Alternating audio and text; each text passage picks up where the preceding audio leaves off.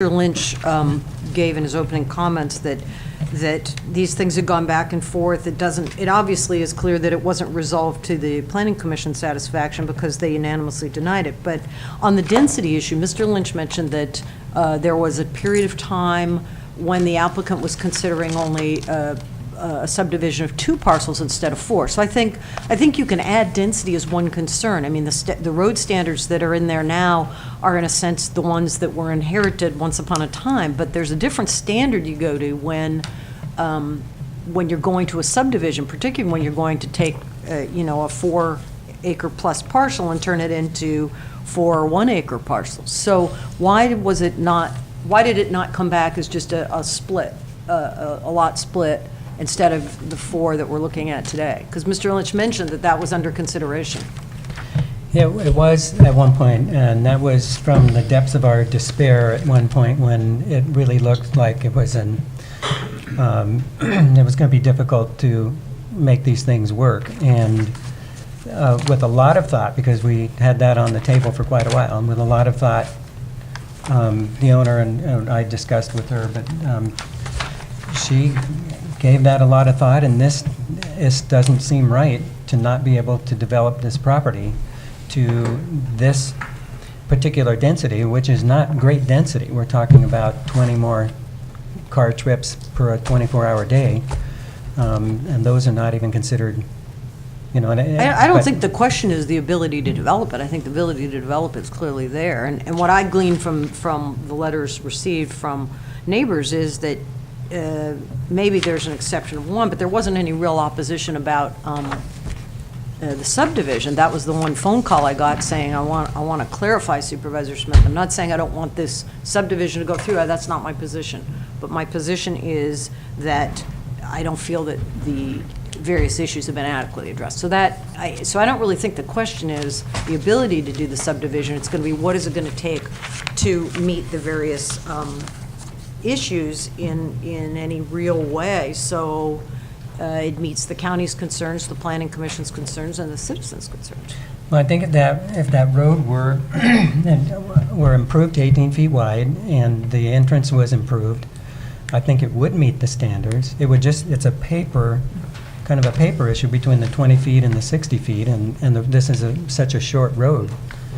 It sounds like a lot, but I don't.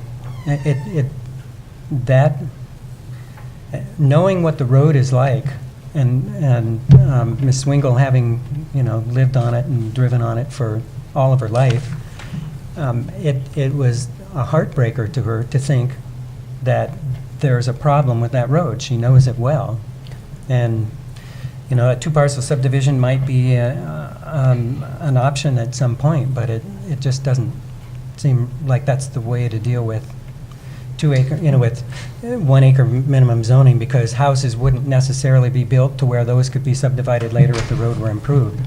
And of course, you're aware that the subdivision that you're proposing would actually equal 8 units. There's 2 existing, and you would be allowed to create 6 more. In that memo from John Spica, I'm glad you mentioned that, because that's why I keep saying there are only 2 additional residences will be part of this subdivision. It's limiting to 1 per parcel. 2 existing houses will be on 2 separate parcels when we're done. So there will be 2 parcels with 2 houses and then 2 vacant parcels when this is. Okay, I'll save my other questions for staff. Thank you. Okay. Other questions from the board? Okay. I'm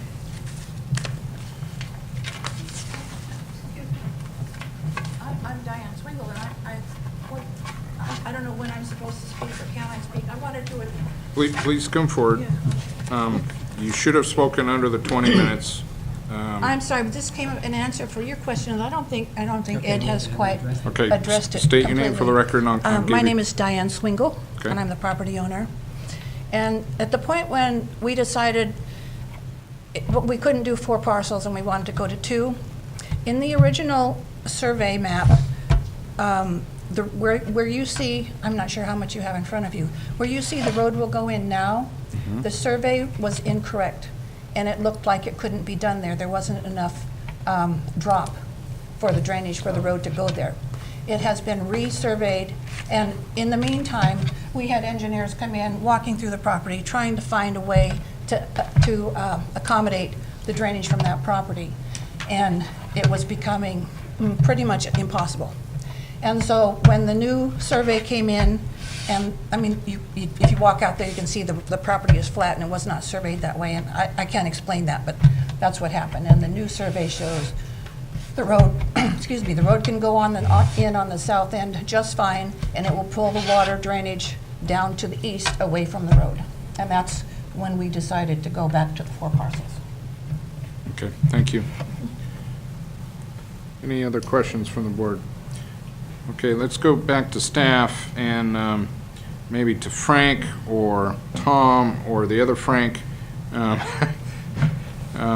There's been some questions, some discussions posed. Do you have any response to those?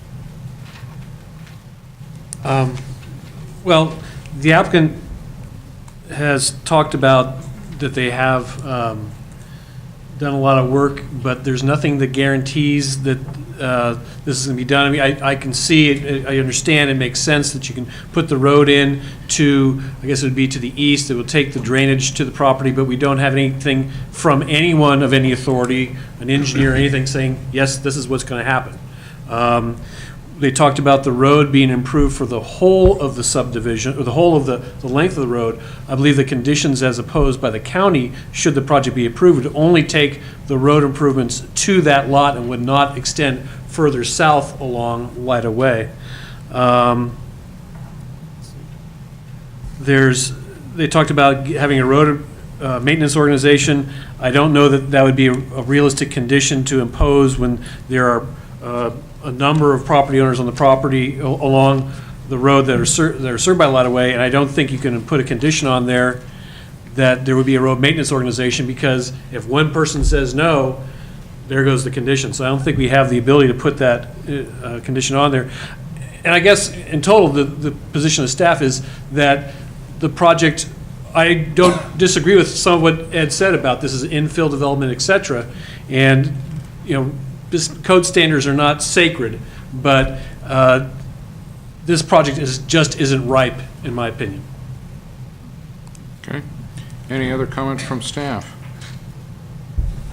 Okay. Any questions from the board to the staff? Mr. Chairman, you do need to open the public hearing. I did that in the very beginning. So, Public comment, though. yes, public comment, yeah. Supervisor Pinches. If you look at, it's actually 2 parcels south of your map there. It shows, in this map I have, it shows another strip about of equal width of the road. So I'm assuming that is a right-of-way for another possible road? Are you looking at page PC 11? Yes. Yeah, I don't know if that is, Which that is a actually- road or just a separate parcel, I'm Yeah, not sure. well, according to this map here on PC 10, and also on PC, the next one, PC 12, it doesn't show it on these maps, so I assume that it's actually not there, it's just in the parcel. It's because it doesn't show on PC 13, or it doesn't show on PC 12 either, on those maps. Yeah, but the PC 11 does represent, And I'm assuming this is a zoning map yeah, from that's, and a parcel map yeah, from that comes the from county. putting, in essence, accessory parcels overlaid on. So yours too. I'd be real curious to see if that little strip there that runs east and west, if it had a AP number. We could find that out, certainly, but. Yeah. I just have a real problem with putting conditions in there on a piece of property that this subject property don't control. I mean, it seems to me that's the first place that this project need to be started with, because they're going to need some road changes